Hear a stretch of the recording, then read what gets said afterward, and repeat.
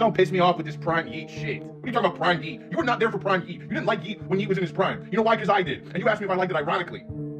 Fucking ironically, are you deaf? You decided prickety X, I took them both. We just laughing at your music, you a Joe. Nigga, best songs I thought you know. You ain't one of my dreams, you ain't one of my dreams, not my bro. You fucking, some of y'all disgust me with your level of revisionism. Now you want him to go back to making music like that, which is probably gonna keep you from appreciating the music he's making now.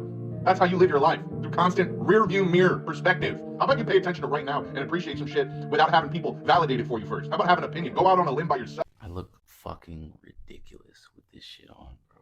Oh my fucking god. At least the shirt's fire though. Type shit. Y'all niggas don't got this. This is some fucking archive Yeat merch, nigga. Okay, so in the last video, I basically blazed Yeat, old Yeat, for like 6 minutes straight. So in this video, we're gonna go over the downfall of Yeat and what exactly happened to this nigga. We're also gonna go over the 2093 effect, which I coined. I don't give a fuck. I saw a video yesterday about a nigga talking about 2093. So now technically I'm stealing his idea. I don't give a fuck though. I thought of it first, so who cares? But yeah, to go over what the 2093 effect was basically, or is, it's basically when an artist drops like their peak album, like their best shit, right? And then the project after that, they double down on it. And all of a sudden niggas just don't jack it anymore, and now they're just stuck in obscurity. Niggas are saying they're washed. It's literally the opposite of Whole Lotta Red effect. How when it first dropped, nobody liked it, and then like 2 to 3 months later, everybody was on Cardi's cock. I remember when niggas really didn't like that album, by the way, which was fucking insane. And then like a week later, everyone's posting fucking IG pictures to every song on Whole Lotta Red. What the fuck?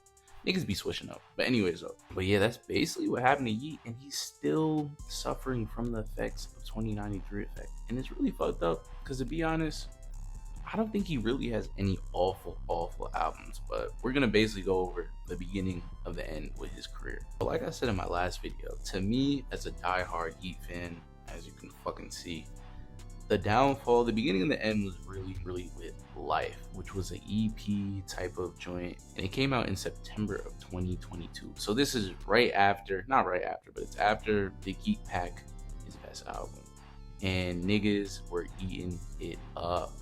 This album, bro. I mean, this EP. But to me, as a Yeat fan, I knew something was different. Something was going awry. And from what I remember, the album was good, don't get me wrong. Like, it was pretty decent. But I noticed one thing. This nigga just stopped speaking English. And it's like, Yeat was never known for his lyricism, his bars, or none of that. But you could tell now this nigga just was not trying at all, or was not putting the same effort he used to put into his music. Yeah, when it dropped, everybody fucking loved it. I liked it. It wasn't that bad, but it wasn't better than Geek Pack or any other projects before. But it was still pretty decent. I give it like an 8. And then in common Yeat fashion, he dropped shortly after that, he dropped Afterlife. And Afterlife is when the 2093 effect really kicked it in. Even before 2093, that's when that shit started, bro. All of a sudden, niggas were realizing that this nigga's not speaking English anymore. We don't know what the fuck he's doing, but it was still pretty decent. So we're almost there. Still valid album though. I give it like a 7 because it does have some bangers on there. I'm not even going. And then he does what all artists should never do. He listens to the feedback from the fans. And this is something that every artist, this is always how every artist goes downhill. Once they start listening to their fans, bro, it's like these niggas can never make a solid 10 out of 10 track again. Also, something I should note is that after or during Geek Pack, a lot of the Yeat leaks started to sound very different beat-wise. He started going to a more EDM, almost, if I can compare it to anything, almost like a Two Hollis type of sound with the production-wise. And a lot of niggas were not jacking it. So that is why I think he doubled down with Life and Afterlife, seeing that niggas were obviously not jacking it at all. This is where the 2093 effect really comes into play. Because on one hand, you have yourself, the artist, trying to do some new shit. You obviously don't want to make the same music all the fucking time because you know it's going to get stale. Niggas are going to get sick of it. But then your fans are eating this shit the fuck up. Because I'm not going to lie, Life and Afterlife, niggas was loving that shit. Even with Afterlife, where a lot of niggas were saying it was there was another side that was eating this shit up. So he was already going in a different direction from way before Life and Afterlife, right? But then he decides to pivot right after Afterlife, give the niggas something different and some shit that it seems like he genuinely wanted to do from the very start. Similar to Whole Lotta Red. during Cardi's whole, like, the beginning of the Vampire, when nobody knew what the fuck he was doing, what the fuck this nigga was wearing. He was just on some new shit, and Yeat tried to replicate that with 2093. I think even other artists were coming out just in utter confusion, roasting this nigga to hell. But he didn't give a fuck. This is what the nigga wanted to do. And it seemed like niggas were ready for a change in music, a different type of style type shit. So then 2093 drops, and everybody fucking hates it. I still to this day, I think this is probably worst received album. Niggas just act like this album does not exist at all. In my opinion though, this was a very solid album. Like, the production is fire, the lyricism is kind of getting back. The niggas start speaking English again. I think he said in one like Rolling Stone interview or some shit like that, he got clean off the drugs, but no more Yerkes, no more Tonkas. Really getting back to the core of the fucking music.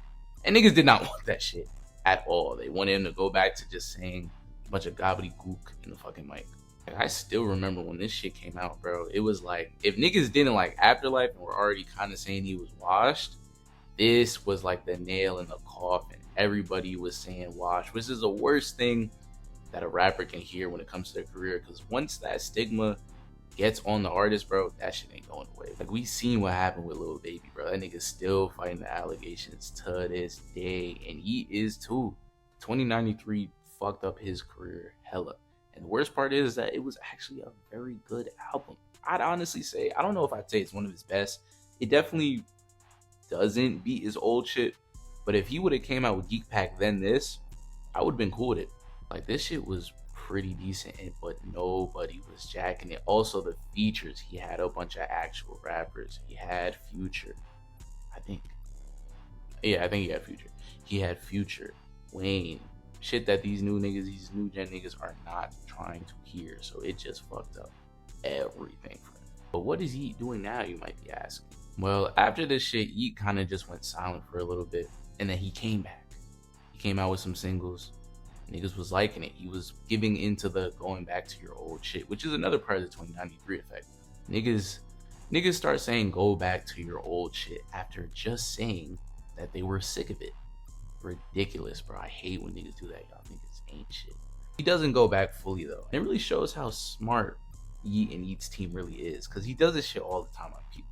He'll drop a single or a snippet that sounds like his old shit, and then he'll drop a project or drop like 2 songs that are on some new shit just to get niggas back into his wave and shit. Very smart. That's kind of the only way to get out of this fucking effect, I'm not gonna lie. And it's working. Afterlife came out, he dropped it a couple months ago. I thought it was decent. 2093 is still way better. I'd even probably say Life and Afterlife might be better too. I'm not sure, because I haven't listened to those in a little minute. But I thought it was pretty solid, and he's going in a good direction. Like that, The Bell, that single was fire. Like, if he keeps doing that, I think he can get back his wave. Like, also, something else to point out, the genuine Yeat fans are still there. This nigga's still making bread, selling out shows. It's not like to Lil Baby levels of bad or Destroy Lonely levels of bad. So I'd say he's still doing pretty good, especially if he goes the wave that he's going right now. Like The Bell, I think everybody liked. It was very good. And the singing part, everybody liked, which, yet again, 2093 effect. Niggas just didn't want him to do some different shit. He does some different shit for like 2 bars, literally 2 sentences, and niggas are losing their fucking mind. Like, make up your fucking minds, yo. And that is why you should never listen to the fans, because not even the fans really know what the fuck they want. They genuinely don't know, especially in the underground. These niggas just love to bitch him on. Even the Drake cover of Feel No Ways was pretty decent too. Like, if he goes on some singy type R&B, EDM type of style, bro, I'm fucking with it. I'm here for it, bro. Day one Yeat fan, for real, for real. But yeah, that's the video for today. Tell me what y'all thought of his post, like 2021, 2022 Yeat era type of shit. Like, did y'all like 2093? I saw somebody in the comments, he said that he jacked it. Shout out to that nigga too, by the way. He be on all my videos, respect. But if y'all liked it, let me know. Because the underground has a weird way of rewriting history. Like, I'm probably gonna get 20 comments of niggas saying they love 2093 all of a sudden. They loved Afterlife. All this bullshit. Like, stop the cat, man. But yeah, like, share, sub. Also, you guys have been subbing. Very grateful. Let's do it again on this video. Let's try to get to 80 subs. I don't fucking know. But yeah, I'm out this bitch.